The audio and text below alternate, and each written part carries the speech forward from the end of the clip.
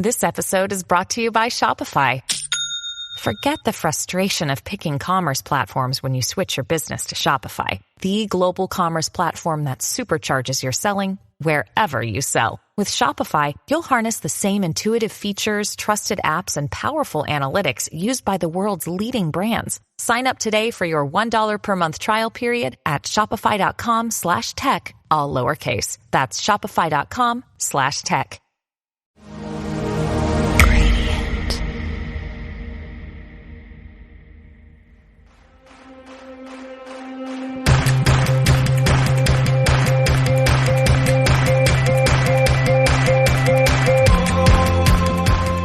Good day, my friends. Brandon Harvey here, coming to you live from the beautiful country of New Zealand.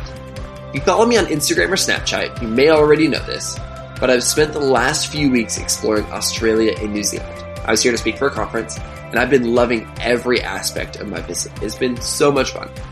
I want to welcome you guys to this week's episode of Sounds Good, the podcast where every single Monday I sit down with an inspiring person and talk about happiness, overcoming struggles, and living a life of intentionality and wonder.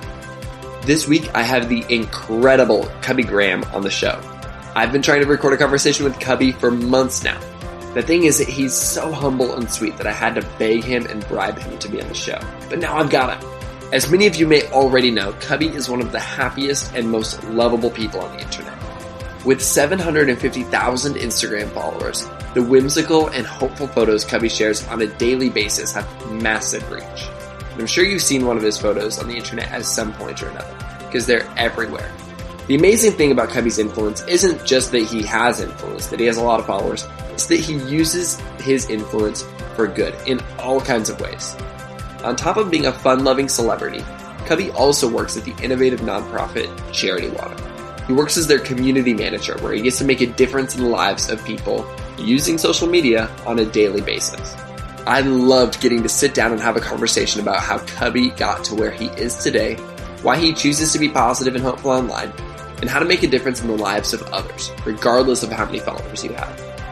And for the record, I'm recording this episode from my freezing cold Airbnb at 7 a.m. in Rotorua, New Zealand, with Cubby on the other line, coming in from New York City at 3 in the afternoon.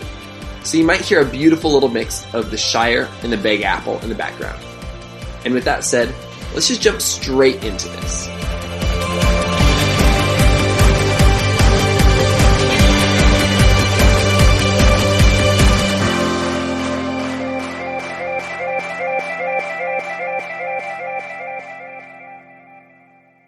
Hello, everybody. I'm here with Cubby Graham. Cubby, how are you doing? Welcome to the show. Brandon, it's so good to hear your voice. I'm doing great. I'm doing amazing. It's a Friday and it's a little cloudy outside, which reminds me of home. But yeah, I'm doing great. How are you? How's your trip? Dude, it is so good. We've been having so much fun exploring New Zealand, and I mean, we had 2 weeks in Australia, so it's just been a fun adventure. Oh. Incredible people here, incredible food. We're just loving it. It sounds like the dream. Sounds so awesome. It looks beautiful too. I've been watching like all of your photos and Snapchat. It's been awesome to follow both you and Sammy and your little journey to New Zealand. Thanks, man. Yeah, it's so freaking fun here. I'm loving it. But I'm loving like getting to have you on the show. Thanks for agreeing. I know that you are like far too humble and you don't want to talk about yourself, and so thank you for letting me trick you into talking about yourself a little bit. Oh, I love like what you're doing so much, and I just like every single person that you've had on the show, I just look up to so much, and they've done so much in my life of like just in like who they are and like how they treat people and like what they bring into the world and like anyways, I feel so privileged to like be a part of this, and I think it's so great like what you guys are creating and like what you're bringing into this space in like the day and age that we live in, where we're inundated with so much so much bad news and so many like crazy things that are going on in the world, and just like to bring this fresh perspective and really encourage people with that. I think it's awesome. Dude, thank you so much. I think that you are one of the and you're going to hate me for saying this, but I think you were one of the initial inspirations for me just kind of jumping into this world of focusing on hope. So I guess I'll back up a little bit. Back in the day when I first jumped on Instagram, I must have been 18 or 19 years old, and I was living in Portland, and I started following this guy named Cubby, and I was like, man, this guy's so fun. And one day I took a road trip to Seattle, and I ended up getting to grab dinner with you and our friend Laura Lawson. She's amazing. Goodness. And that I remember that being like a pivotal moment in my life. I was so excited. I was like, I get to meet Cubby Graham. I get to hang out with Cubby Graham. Because I really admired what you were doing, and I thought you were crushing it. And you were just so nice and generous, and we ate delicious pasta. I think it was pasta. I don't know. Yeah, but it was. I think it was wasn't it in Ballard? Yeah, it was in Ballard. That's so crazy. That was like years ago. That was years ago. 4 years ago now? Oh my gosh, maybe. I think it had to have been, because I moved to New York 3 years ago, and that probably would have been just a few months. Well, not a few months, but probably 9 months to a year before I moved. Because I had my beard at that time. Like I had my my massive beard. It was during that whole time when I was doing that campaign for Charity Water. Yeah. So I kind of forget that this is your name, but all the time I'll be like, okay, hey, my friend Cubby did this, my friend Cubby did that, and people are like, is Cubby his real name? And I say, yes, to me it is. I don't know. That's all I've ever known him as. But tell me about the name Cubby, because that's the most warm and kind name. And yeah, what's the secret? Because I think other people want to know. I kind of forget that other people want to know. Yeah, so that's so funny. I never really think about it much, but I do get people that are like, "Is that your real name? Did your parents really name you Cubby?" And I'm like, well, kind of. So Cubby's actually been a nickname since I was a day old. So my mom started calling me Cubby because in the hospital, I just cried a lot. I was like, what is this big bright world? I hate this. And I just cried, except when I was with my mom. And whenever I was with my mom, I just cuddled up and quieted down. And so she started calling me Cubby because I was cuddly like a little bear cub. And so, it's always been a nickname, and it just kind of stuck. I remember my first day going to school, and my mom was like, there's so much pressure now that I look back on it. I remember my mom telling me all right, now they're going to ask you this is your first day at school. There's going to be a lot of people asking you what your name is, and that's what they're going to call you for the rest of your life. So, whoa, do you want to be known at school as Cubby, or do you want to be known as Daniel? Fun fact: my real name is Daniel. Your real name is Daniel. Yeah, whoa. Did you know that? No, did you know that? No, I did not know that. Well, I just let the cat out of the bag. You guys are all you listeners out there are now a part of this top secret club. Yes. Of people who know Cubby's real name.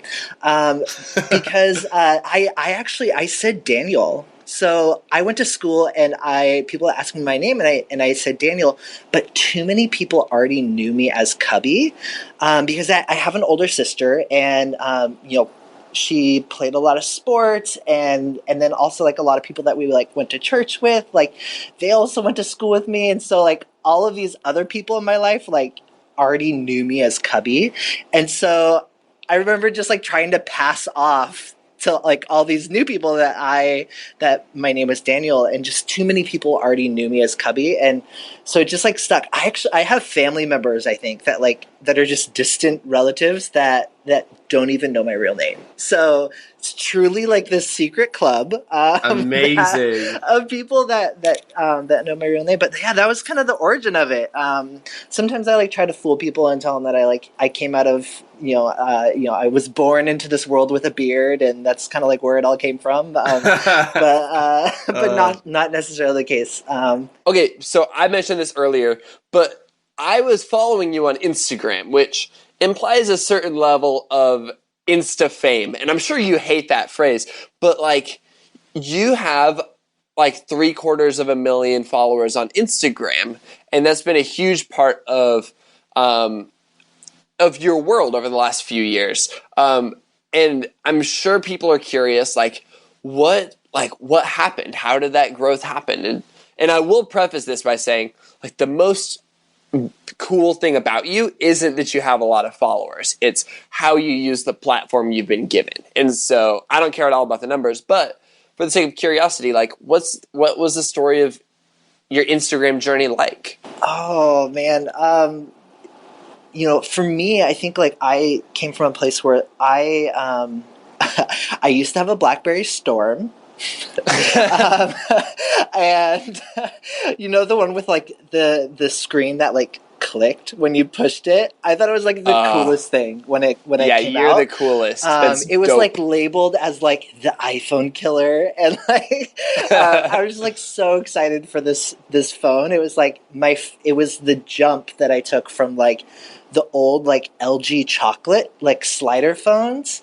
Oh my I had one of those that was gosh. like bright green, and but yeah, I kind of like fell in love with the power of stories and just with storytelling. And I, growing up, I had the opportunity to go on these trips overseas, and had the opportunity to go to Dominican Republic and got to go to Swaziland and Germany, and I really got to experience a lot of the world, and all those trips were with my church, and we would go and we would help, like we would bring clothes and we would bring food, and we would help build shelters and like dig latrines, and like a lot of like hard manual labor, like helping build things for these communities, and as somebody coming from like a really, really small town, those moments really moved me. And as somebody who's like 14, 15 years old, like getting to see these places, I bought my first like camera. It was actually like a Handycam, like a Sony Handycam that Amazing. shot 1 megapixel photos, and that was like my first like introduction to like a digital image. And so I got it primarily like to shoot video, but I found myself really loving like shooting photos with it, and through that it was kind of like the gateway into to capturing these moments and these experiences, and like and I just like loved bringing those moments back and sharing them with friends and with family, and these people that like helped pay for my trip. Like I was 14, 15 years old. Like I didn't have any money, and like these people really believed in me and put me in these opportunities to, experience the world and do something really good for the world. And I remember just like loving bringing those moments back and just like being like, because of you and like the choice that you made to be generous and like invest in me, like this 14-year-old bratty kid, I had the opportunity to go and like meet this person and impact their life, and like this community like didn't have a latrine before, and we got to spend a week like hand digging a latrine, and they now have this thing, and bringing clothes and bringing food into these into people's homes where like that wasn't something that they had.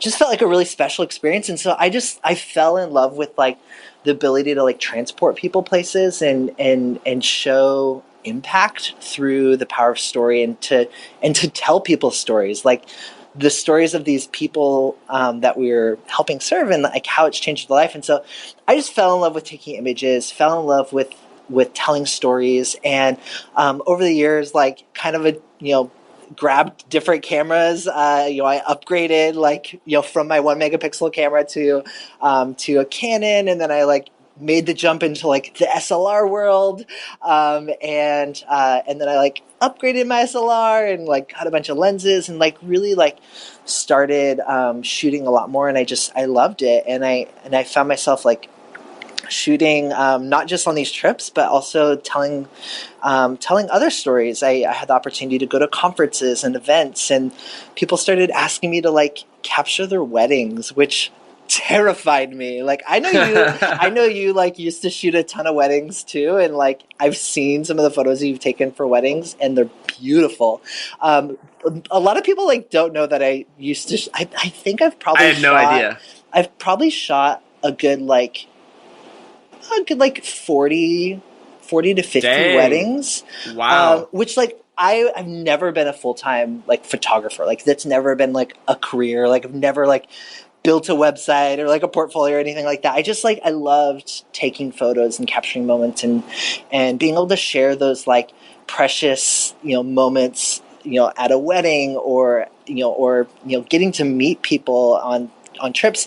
So I just fell in love with storytelling and capturing photos, and I remember this season where I fast forward, I have this BlackBerry, and it took 3 megapixel photos, and I remember seeing on Twitter people posting links to these photos with these borders and these filters, and I remember seeing those and be like, how are they doing this? This is so cool.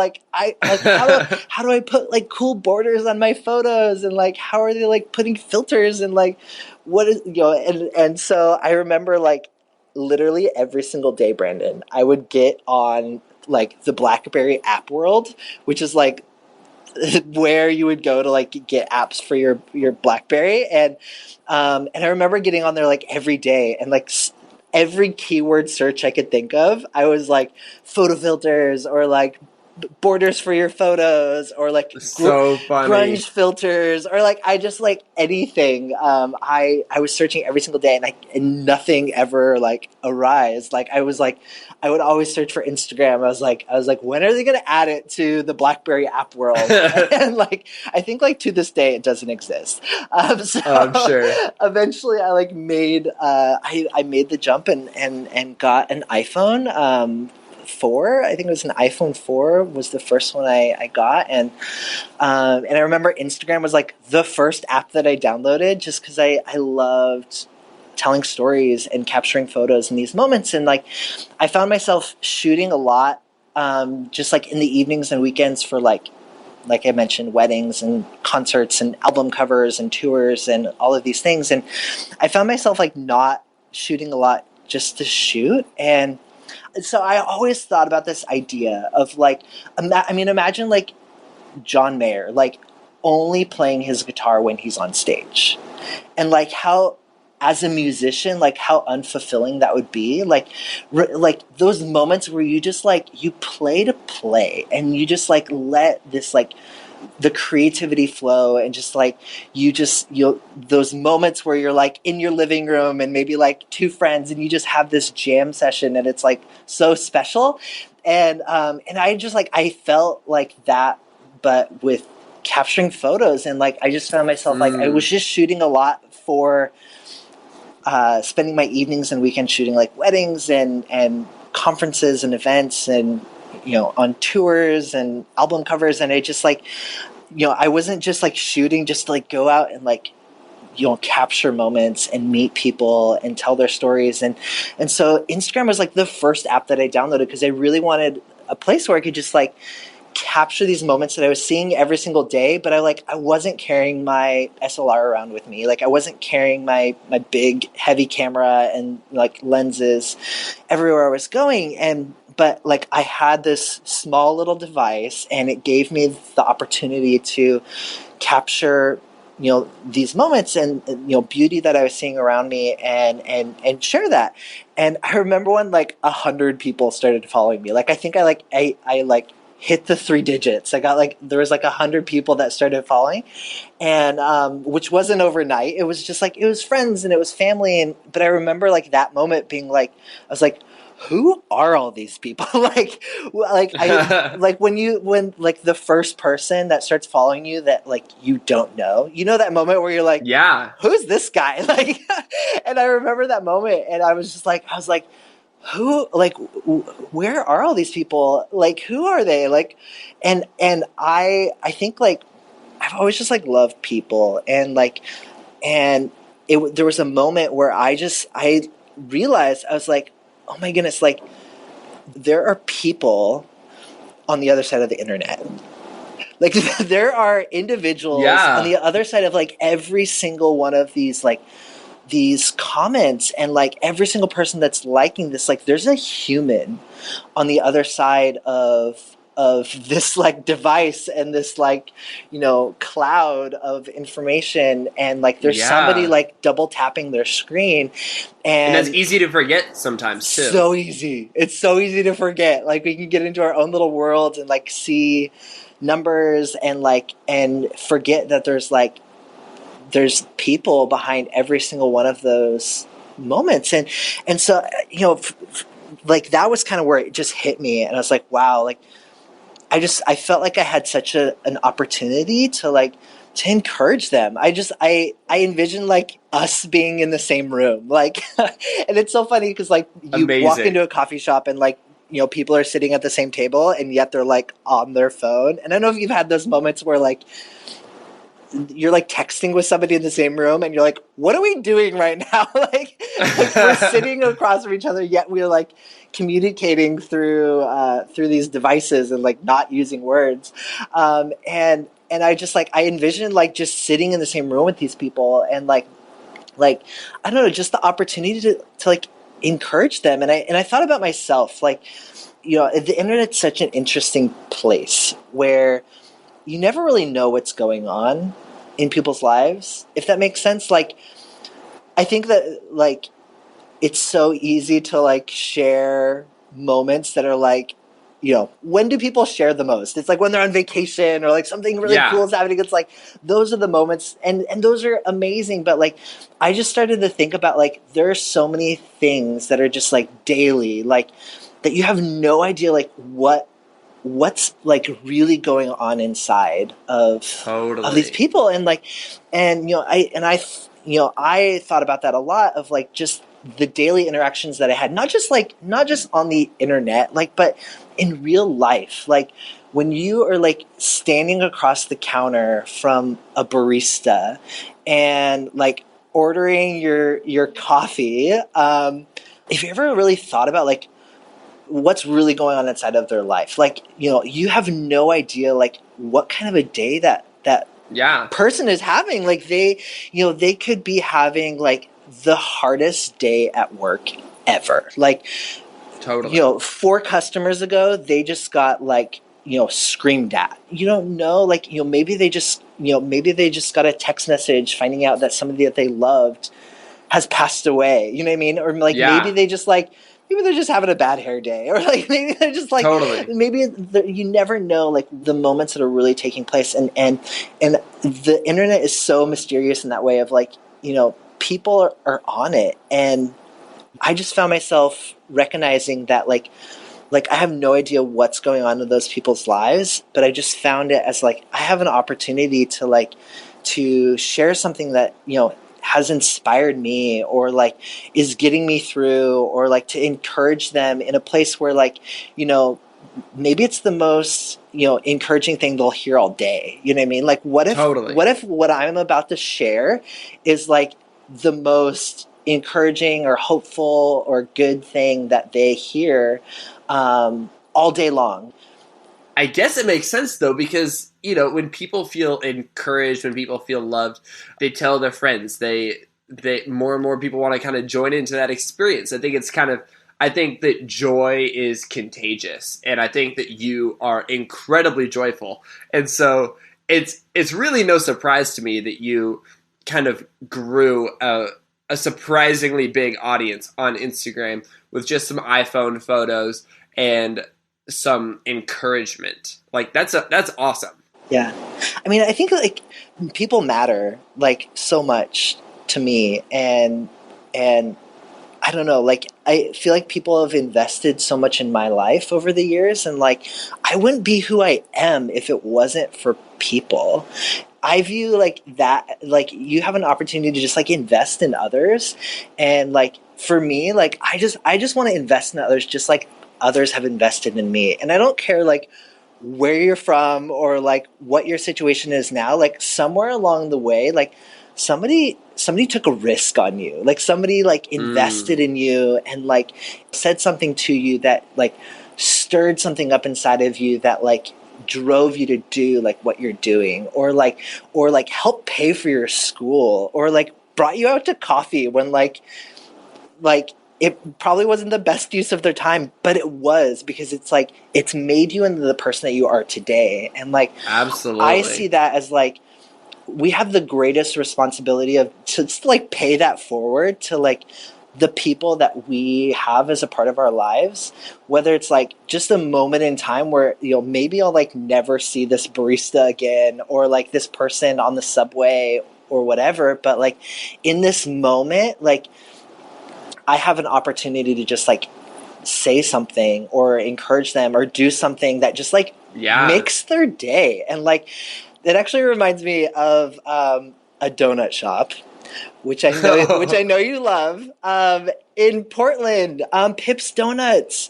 Yes. I think it was, I can't remember where I saw it. It was on the internet, I'm sure, but I remember seeing this article about them and how they get like an extra $30 on their paycheck. Yeah. So my friend Nate runs Pip's Donuts, and every single paycheck, his employees get an extra $30 on their paycheck, just like added on. No matter how much you made that month, like you get that added on, and you get the opportunity. Like the encouragement is that you use that to pay it forward. You do something for somebody else with that extra money, and I love that idea. I think it's so cool. I think it is. It creates a lifestyle of paying it forward. Yeah, and really like a culture of like always looking for opportunities to like do something.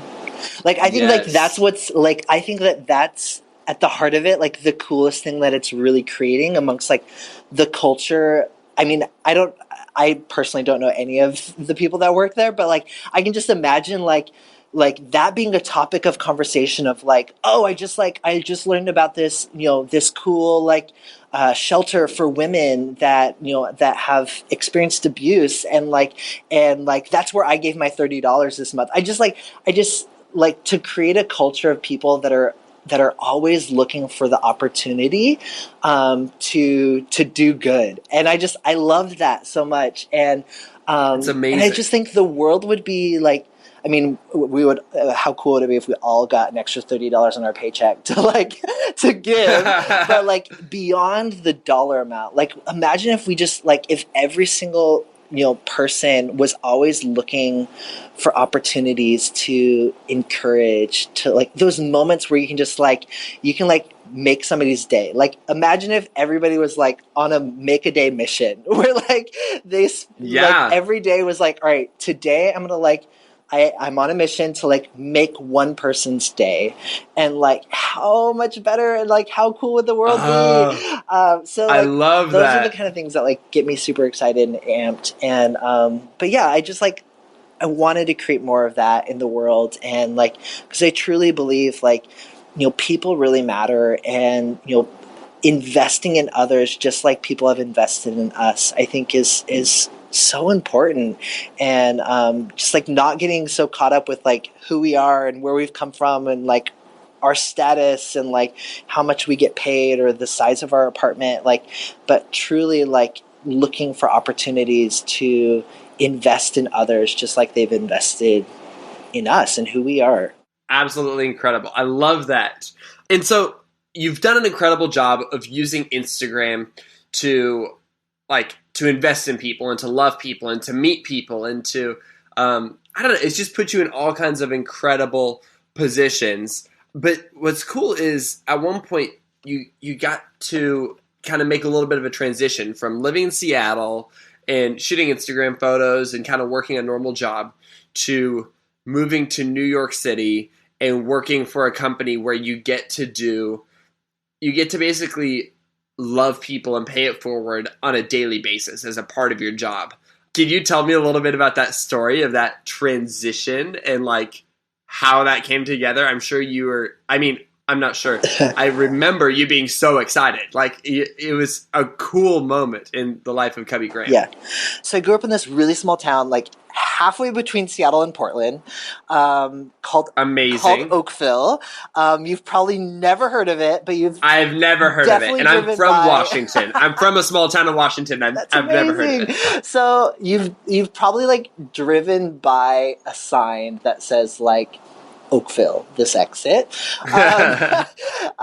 or like if you've ever driven I-5, there's like the Great Wolf Lodge, like.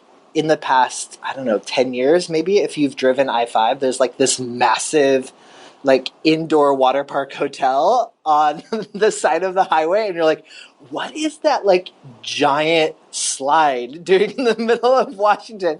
Yeah. And we're, of course it's an indoor water park. It's Washington State. It rains all the time. But that's the exit that I lived off of. So it was like a 25-minute drive. Amazing. Towards the ocean from there. But it's this really, really small town. So get this. I just realized this a month ago. There's 663 people that live in the town that I grew up in. Super small town. Whoa. 663 people. Unbelievable. Which is crazy. Brandon, get this. Okay, so fast forward, 29 years later, I now live in one of the biggest cities in the world, New York, and I work for a nonprofit called Charity Water that's on a mission to help bring, get this, 663 million people access to clean water. Unbelievable. Isn't that crazy? I was randomly Googling because I often use it in the part of my talk of like this super small town of like 600 so people, and I was like, what's the like exact number? I knew it was around 600, and like I was like, oh my gosh, it's like 663, and I was like, that like there's 663 million people in the world that don't have access to clean water. And that's what we're like working on changing. And so like, it's just this crazy realization that I had a while back. But yeah, I had the opportunity, like I mentioned earlier, I grew up going on these trips, to Dominican Republic, to Swaziland, I had the opportunity to travel in.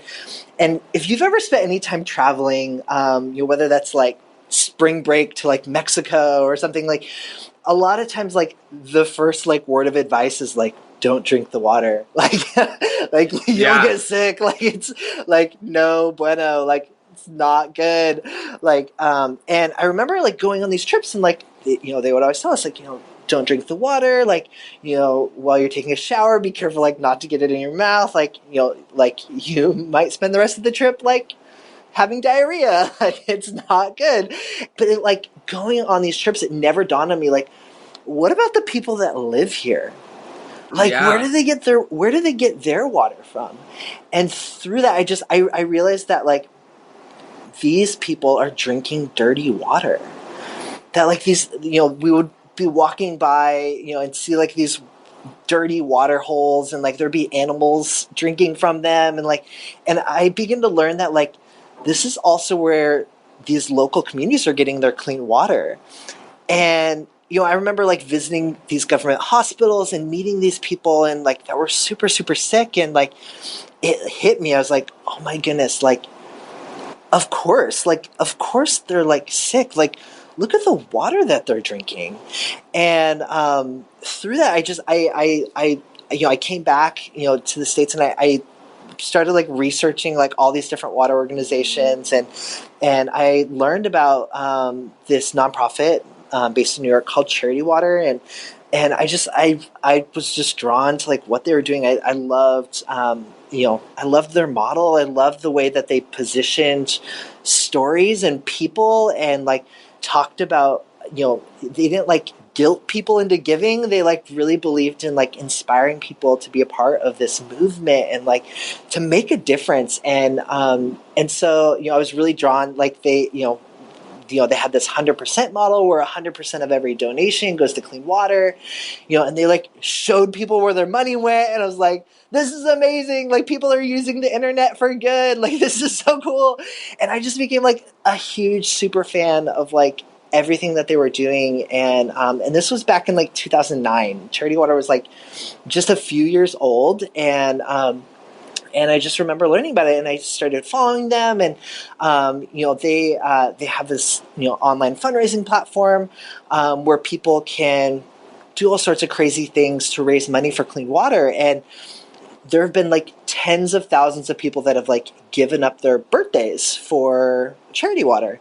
And this is actually like one of the first ways I kind of got involved with the organization. I was like, you know, I have a birthday, like my birthday's coming up, and like I was like, I don't need any more stuff. Like, I don't know about you, but like, at one point you're just like, I don't need any more graphic tees. Like, I already have Taylor Swift's new album. Like what else do I need? Like, you know, I don't need anything. And, but like people need clean water. And so I decided, you know, that year to like give up my birthday for Charity Water, where I would ask all of my friends and family to donate $25 for my 25th birthday.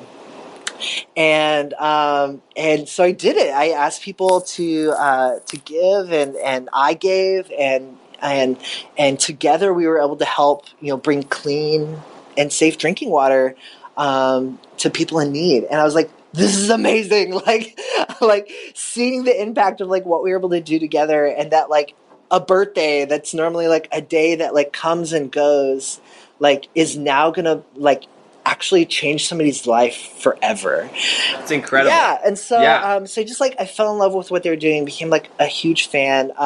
And about the time that we first met, I had this massive beard. It was like, it was huge. And I didn't really like set out to like grow a beard. I think like some people are like, oh, I just like want to grow this like big like beard. And like you just kind of forgot to shave one day at a time. I did. I was like, I had like, you know, I always kind of like had a little bit of facial hair, like a short like trimmed beard. And like just like a few weeks went by, and like it kind of got bushier and bushier and like longer and longer, and people started to notice that my beard was getting longer, and I had a lot of people like... People started making hashtags about it. People started making hashtags about it. Oh, gosh. That was Laura. The most famous beard on Instagram. Laura started that hashtag. So our friend Laura, who we had dinner with the night that we met, when we had dinner that night. Yeah. So before she moved to Seattle, Laura started this hashtag that she like put in her bio on Instagram, and she had a good amount of people following her, and I think a lot of people took notice of like this line in her bio that, you know, that she wanted to, you know, her goal was to touch Cubby's beard.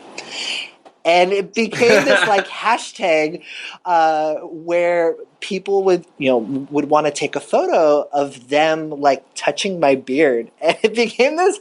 I remember hashtag. I have a photo of me touching your beard. In hindsight, this is embarrassing. Oh my goodness! I have to see that. I need to go back and look that up. I'll have to dig it up on my old iPhone 4. I'm sure there's like only like 14 or 15 photos on that hashtag, so it's probably like pretty easy to find.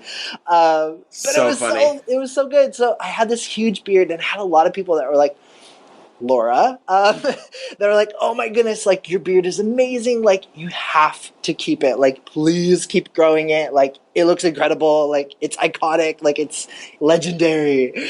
And then I had like this entire other group of people, like my mom, who was not a huge fan of the beard. She was like ready for it to go. And so funny. So I was like, you know what? Like, what if I start 2 campaigns on Charity Water's like online fundraising platform, where people could people could donate to Charity Water to either save my beard or shave my beard. And whatever campaign raised the most money for Charity Water would determine the fate of my face. And you raised, what, thousands of dollars? We raised over $6,000 for clean water. And which one won? What won? Shave it or save it? It was real close, all the way up to the end. So, like, the entire campaign, like, Save Cubby's Beard was, like, about $1,000 a head. Like, it was always on, like, the Save Cubby's Beard, like, anthem.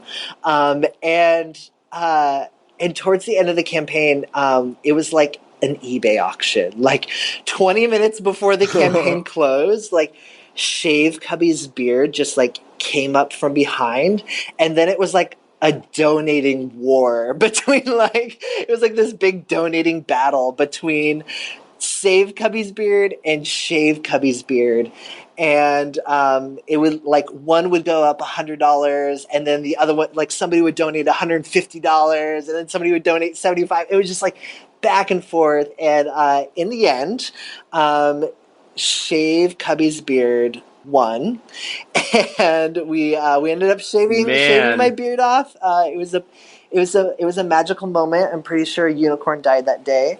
But it was awesome, and to be able to see that, the impact of something so silly, so goofy, so Cubby. But yet to, like, be able to bring people from all around the world together around, like, one idea that, like, you know, I think everybody in the world can agree that, like, people should have clean water. like you wouldn't wish, like, dirty water on your worst enemy. Like everybody should have clean water to drink. And so so that's kind of like what's brought me to where I am today, and now I have.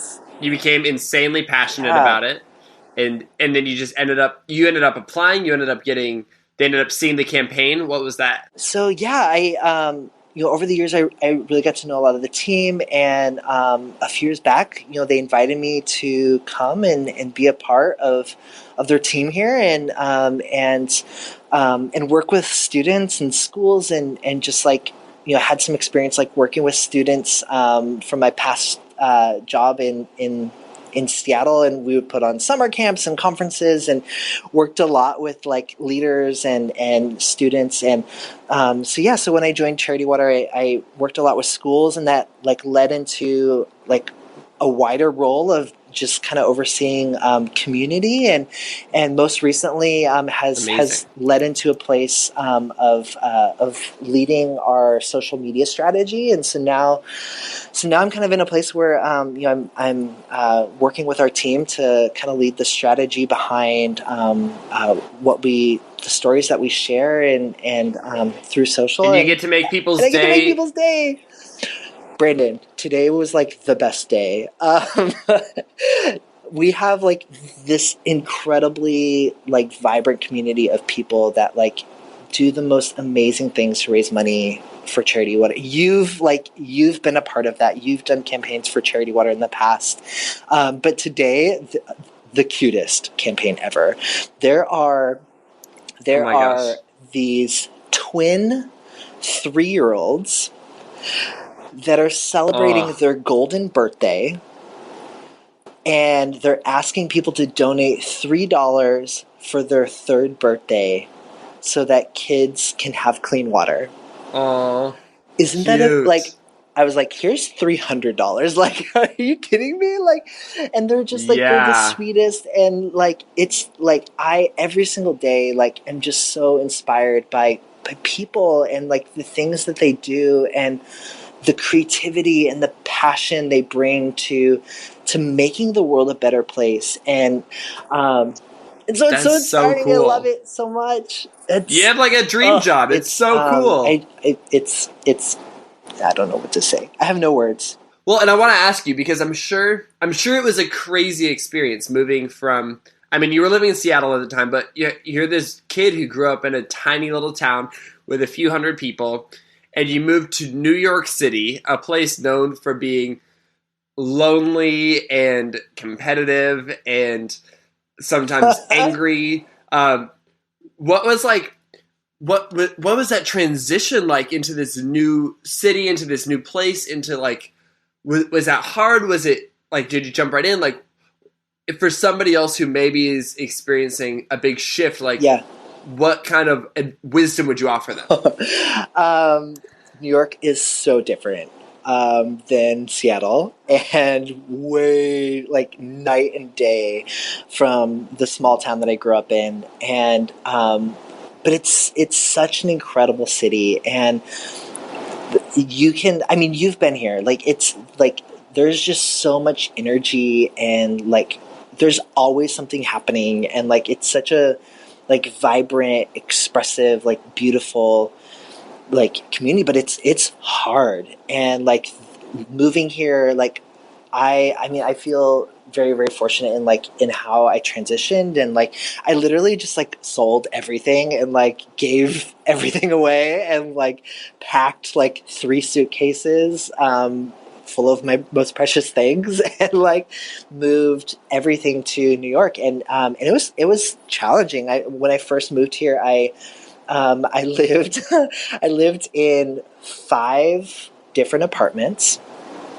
Wow. Over the course of 4 months.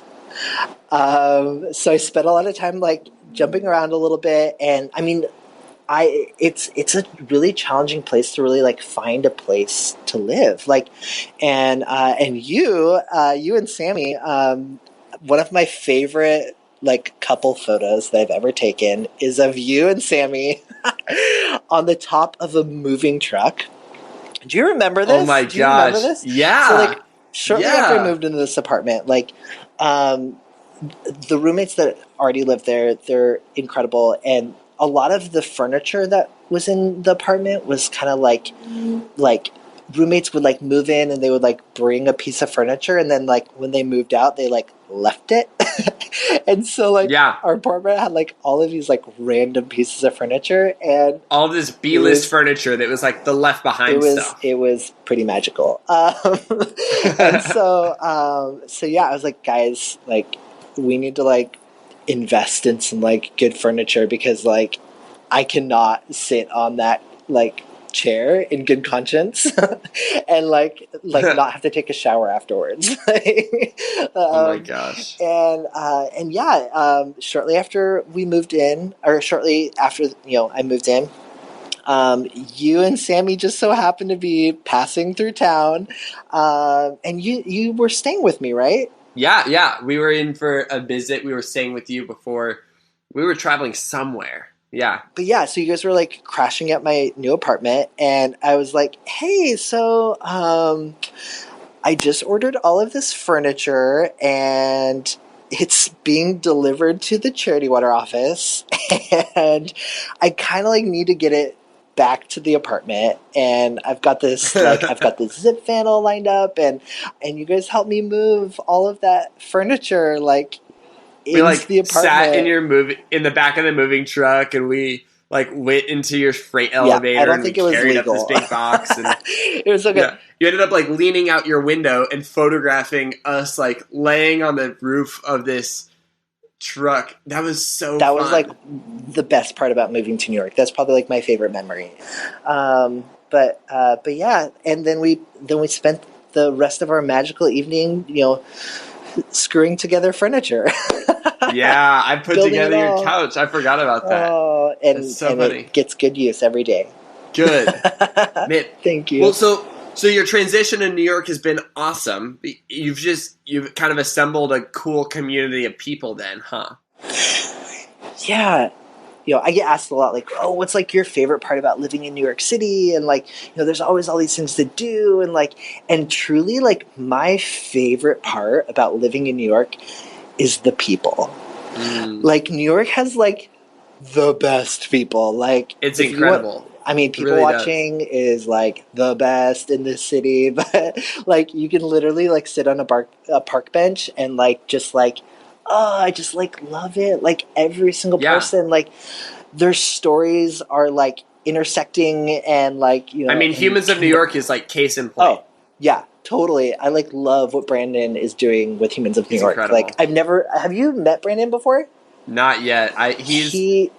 I'll just say this on the air.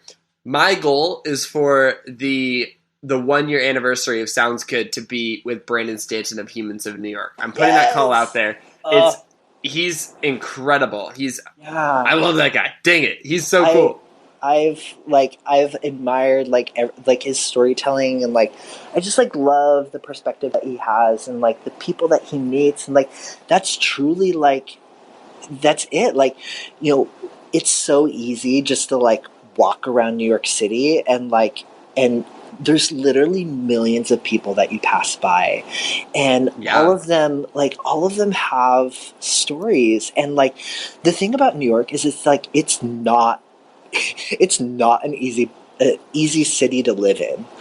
Like you go anywhere else and you can kind of like meet people, and you might meet people that are like, oh, I'm just kind of like figuring things out, and like I'm like working this job, and like but like they don't like really know like what they're doing. But like the one thing that I like love most about New York and the people that live here are like they're here for a reason. Like there are so many other places in the world that are like way more beautiful, that are like way less humid in the summer, that are like breathtaking and stunning, and like incredible food. I mean, like, but like New York is like, it's a challenge. Like people live in shoeboxes. Like they live in like the smallest apartments. They work 2-3 jobs like to pay rent and to eat ramen. Like it's crazy, like the things that people put themselves through to be in New York. And like they dream their entire lives about living here and being here and like being a part of this city. And I think like what's so cool is like there's so many things that bring people to New York, but I think what's so special is like what keeps people here. Because I think like when you move here, it's like, it's the bright lights, it's the big city, it's this energy, like being a part of it feels so magical. But like a few months go by and you're like, okay, like I can't sleep at night. Like my neighbors are so loud because my walls are paper thin, and like, and people do it because like, there's always something that like brings somebody here, but it's like, what keeps you here? And I love hearing that story from people of like, what is it that keeps people here? And it's their dreams, it's their passion. It's like New York gives them the opportunity to do what they love, like to like whether that's music, whether that's art, whether that's like Broadway or business, like it's like New York has like brought them to a place because this is where they're able to do it. And so I think that's like what I love most about being in the city is it's a city of doers and like people that are just like passionate about like what they're doing, and they will work 2-3 jobs to make it, because like the thing that keeps them here is like far like greater than like anything else that like stands in their way. Like if you can make it here, that you can make it anywhere. Like I think that's what's so special about the city and what I love most, and being able to meet people and be a part of this community of just like of people that are just like passionate and driven and like doing what they love, and it's pretty special. And that's the thing that keeps you in New York then, huh? It's the people. 100%. People. And that's incredible. And it's like what I get to do every day. Like if I wasn't working at Charity Water, like I probably wouldn't be living in New York. Like it's what's brought me here. It's what keeps me here. Like I could list cities and places that I would, I think that I would much rather be living. But it's truly like the people and the opportunity of like, what I'm able to do from being here that truly keeps me in the city, like getting up every day, like loving what I do, like loving the people, and just like really like waking up every day. That is incredible. I love that. I love your perspective on things. I want to transition and ask you a few questions that I love to ask all kinds of people. The first question that I want to ask is, okay, there's so much bad news out there, and you are the king of positivity. You're the king of joy. Like, what's your secret to staying hopeful and positive? And you've kind of talked about that a little bit in the, but if you were to just kind of sum it up in something, like, how do you keep a hopeful and positive perspective when it's not easy? I think perspective is so important.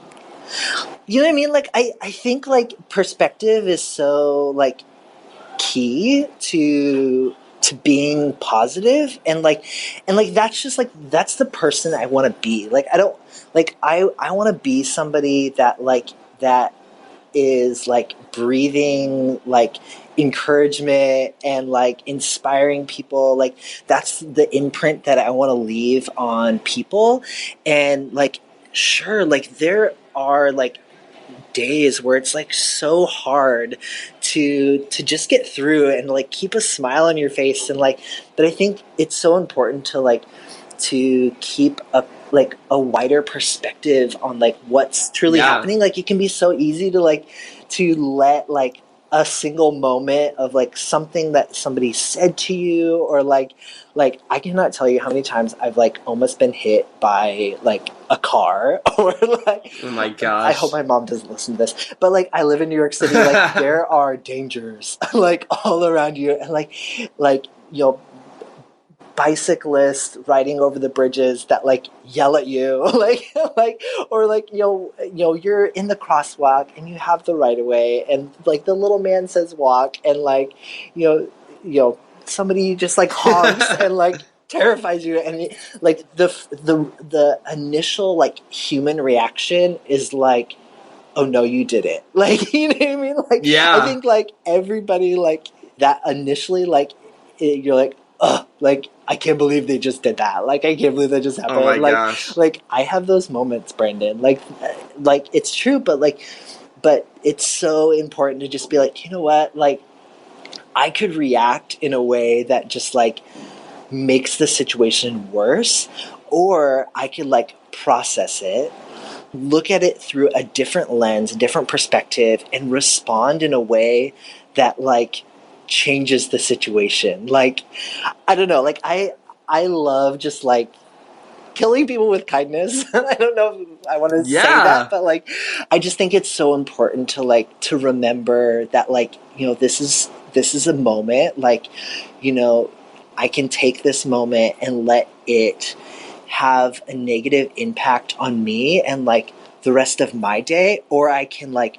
process it, you know, and be like, okay, like that happened, but I don't have to let that define the rest of my day. You know what I mean? Like I don't have to let that define my attitude. I don't have to let that define the way that I choose to like treat like the next person that I encounter, or you know, like I don't have to let that define like the way that I operate moving forward. Like I love that. And it's a decision. Like it's so hard to make that choice. But I think it's just like it's like remembering in that moment to just kind of to slow down, to take a moment to breathe, to like get some oxygen to your brain, because you're like right now blood is just like rushing and you're just like in fight mode, but like to just breathe and just remember like, you know what, like I can make a choice to like react and in a way that like maybe even changes that person in a way that like, oh, I just did that, and like and their response wasn't something that I expected, and like it makes them think twice about like what they just did, and like and like moving forward, like they don't leave that situation with a chip on their shoulder as well. You just kind of in the moment you're able to just like change the situation both for you and that person. Like it's a decision, you can like make that choice just like in that moment to change the perspective of the situation. And I think that's incredible. Like I love this idea of like when something happens, you take a breath, you process things, you change your perspective, and you respond. Like you talked about this earlier, this idea of like you have no idea what your barista is going through. So like if your barista is like, if she's a jerk, you can be like, okay, what if like there's a reason for this? This not that she's a jerk. It's something just happened. Or like, so I'm in New Zealand right now, and for some reason, the government of New Zealand said, hey, Brandon, like you can drive in America. We'll just let you rent a car. Like there's like, the law allows me to just go rent a car. So I rented a car, rented like a Fiat, gosh. Like a fast little whip.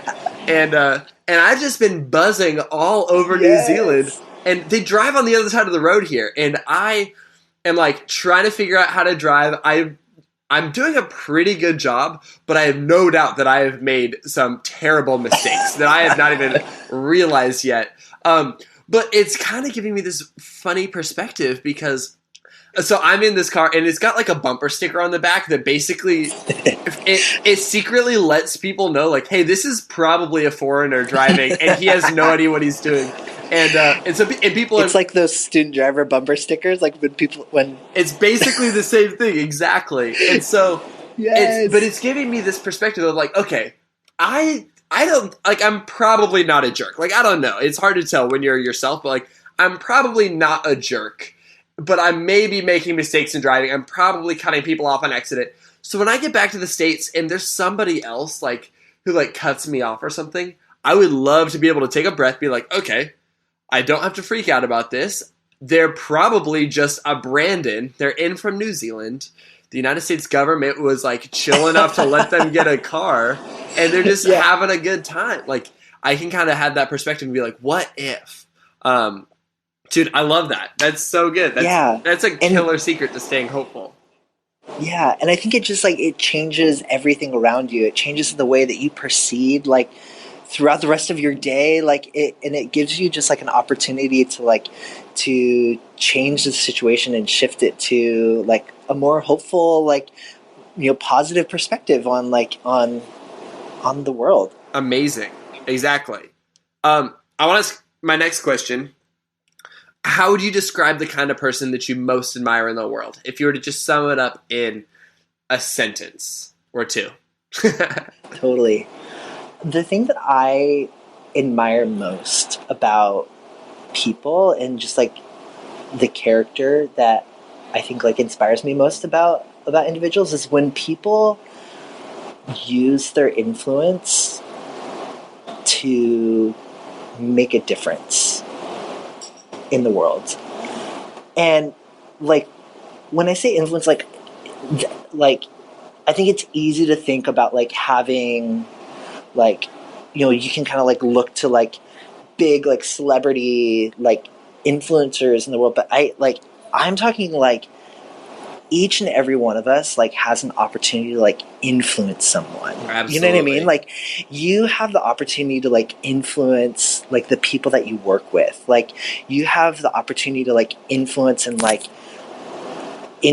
the your family. Like and like every single day I get to work with these incredible people that choose to use their influence, to use their creativity, to use their passion to change the world, to make a difference. And so I think that that's what I admire most about others is like it doesn't matter if they have 5 people that follow them or 500.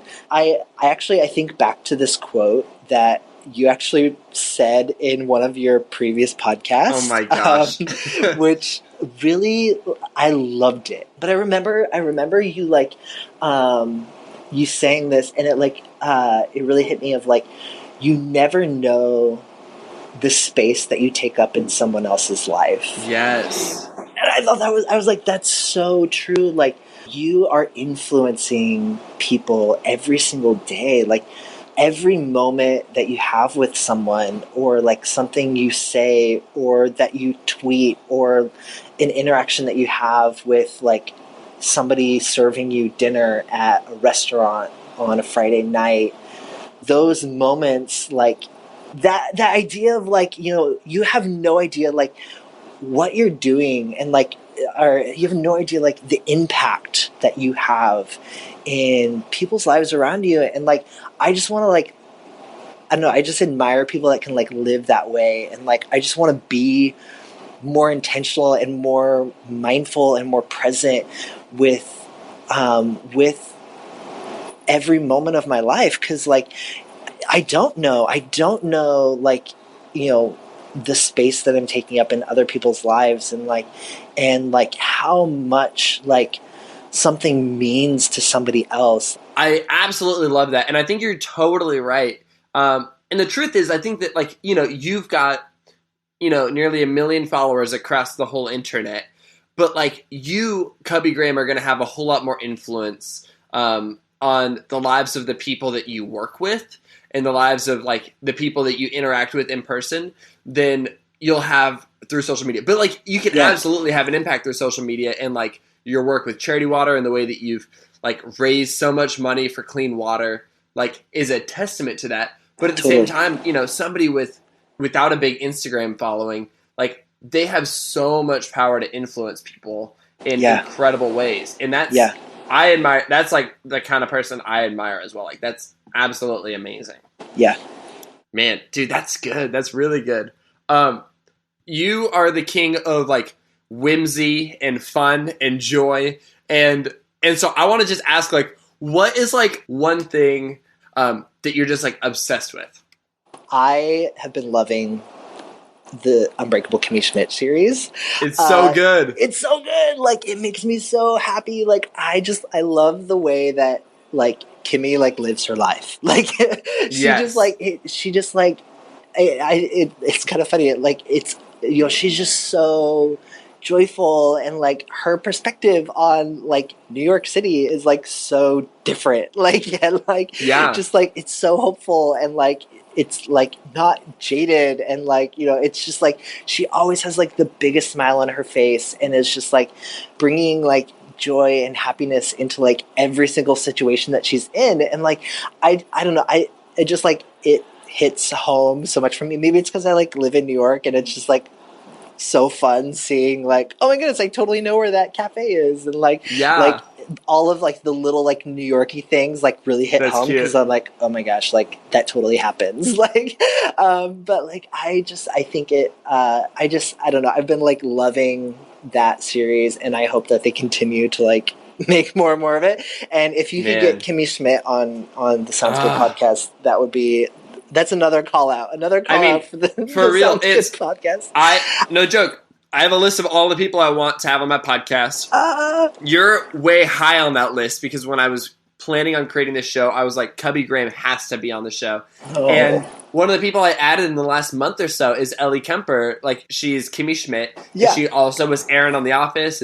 She is so fascinating and fun to me. Yeah. I love her. So she's a goal for sometime after Humans of New York. I love it.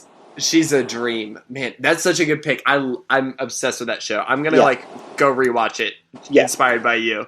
Man, okay, my last question that I want to ask you is, if you were to give someone a challenge or an encouragement for something that they could go out and do today, like this very moment, to just kind of live their life with kind of Cubby Graham style joy, what would that be? What would be the one action somebody could take today? So I immediately thought of I did this photo shoot.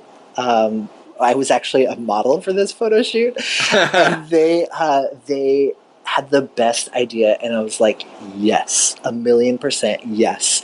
So it was like for this suit company, and they had me, you know, they shot a bunch of like photos on the street of New York of me like wearing the suit, but like one of the moments that they wanted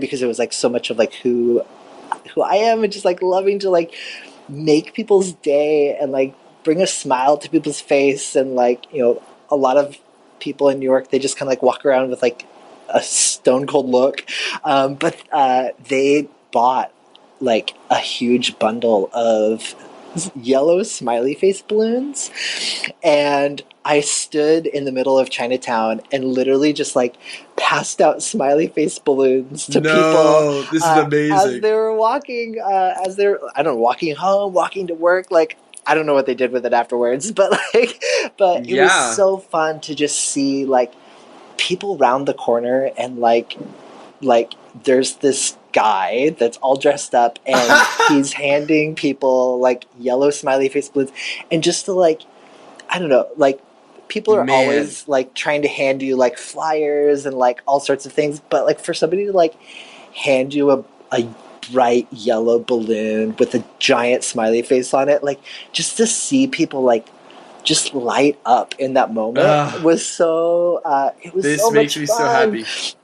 I think you and I should issue a challenge right here, right now, that if somebody does that, I will send them a gift. I don't know what the gift is yet. You're the king of gifts, so I'm going to ask for input from you, Cubby. But 100.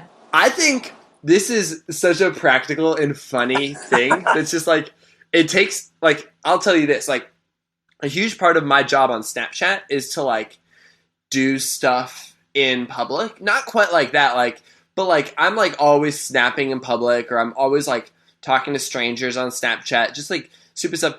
And it's so fun. But let me tell you, it makes me so nervous every time. Like I was in New York City and I was doing this snap when the Pope came to visit the States, and I was like interviewing people. No, I wasn't interviewing people. I was asking people to dance on Snapchat for me. And I called it Pope Francis Dances.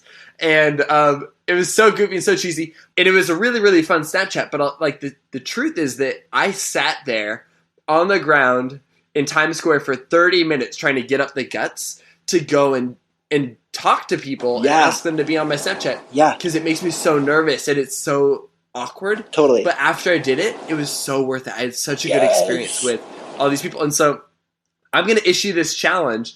If somebody goes out and they've got a handful of balloons and they give them out to people and they like shoot video or they shoot photos or something and send it to Cubby and I, like tweet us or email us or whatever, please. Then we're going to send you a gift. Because that's awesome. I love this. This is so fun. Okay, so here's the deal. I'm totally the same way, Brandon. Like, yes. Like, I'm the shyest. Like, when I was younger, I was so quiet. I wasn't, like, super quiet. I always got really nervous, like, talking to people. And, like, it's so funny because, like, I think a lot of people think that I'm, like, this big, outgoing, like, you know, extrovert person that just, like, you know, is always, like, you know, doing all these crazy things to, like, you know, make people smile. But, like, I have to do, like, for me it's to, a like, choice. It's such a choice. Like, it's never come easy to me. Like, I used to be the shyest kid when I was little. Like, I remember having a conversation with somebody when I was younger was so challenging for me. Like, for me to have a conversation with somebody, especially, like, somebody that I, like, looked up to, or, like, just, like, a situation that, like, kind of, like, made me feel a little uncomfortable, I literally would rehearse in my head the conversation that I would have with them before having it. Wow. So I would be like, okay, I'm going to say this, and they're going to say that. And all growing up, I just, like, I was always so, like, it was so hard for me to just, like, get words out and, like, not stumble all over them. And so it's never been easy. And so, like, I think, like, issuing a challenge like this is so out, I think it's going to feel, like, really out there for a lot of people. And, like, and just to, like, be at ease that, like, some of the most memorable moments that you'll ever have in life are the ones that are often the hardest. And, like, that's good. When you put yourself in a place, in a position of, like where you're just, like, a little bit uncomfortable, like I've come to learn to, like, embrace those moments, because I feel like it's in those moments that the best things come out of them. Like, you know what I mean? Like, like, that might not be your personality, but, like, just getting out there and, like, doing something to, like, make somebody's day and, like, bring a smile to their face, like, that they're gonna, like, remember at the end of their day, like, and I don't know. I absolutely love that. Like, I love this idea of embrace the uncomfortable moments. Like, those are the moments that you're going to, like, look back on with, like, the greatest like joy. And so I guess the challenge is, if you want to get really specific, go out and hand people balloons on the street. And it's going to make you uncomfortable, but it's going to be so worth it. But if you don't want to like pay for the helium, just go out and make yourself uncomfortable by choosing to love people. And I think that's the perfect way to end this episode. Yeah. Like, that's amazing. Cubby, if people want to follow along with your joyful photos and like your life and what you do, like, where can they do that? Where can they find you online? It's Cubby Graham, like on all social networks and things, Snapchat, Instagram, the tweets, all the things, and it's Graham, Graham, not like Instagram. Like, my last name is actually Graham, but it's spelled Graham. But yeah, Cubby Graham on all things. Love to hear from you, and I don't know what to say after that. I can't wait to see people's stories. Like if it's like, I think it's going to be really cool. I would love to hear like the stories that come out of like those moments of uncomfortability, of uncomfortableness, yes, of like I like both of those words. Like I'm so excited to just like hear about like the people that you meet through like giving somebody a yellow balloon or like whatever it is. Yeah, dude, it's so good. I'm so glad that I tricked you and talked to you into being on this show. Like, thank you so much for being here today. Wait, this is being recorded? Yeah. No, dude, it's fine. This isn't being recorded. Oh, okay, good. Just making sure. Yeah, this is just a regular conversation. Don't worry about it, buddy. Oh, you're the best. Dude, thanks so much for being on the show. And thank you for having me. This was seriously, it was so much fun.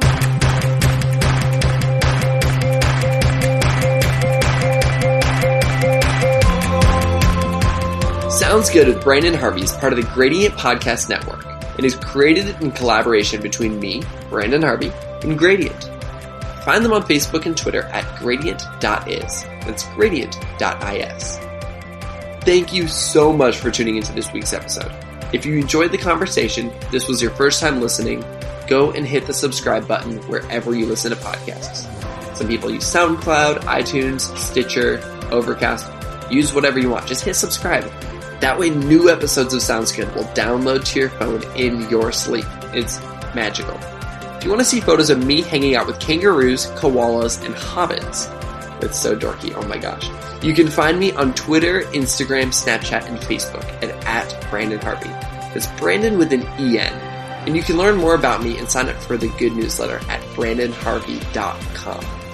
And that's it for this week's podcast. I'll see you next week when we get the opportunity to learn from another incredible person. Sound good?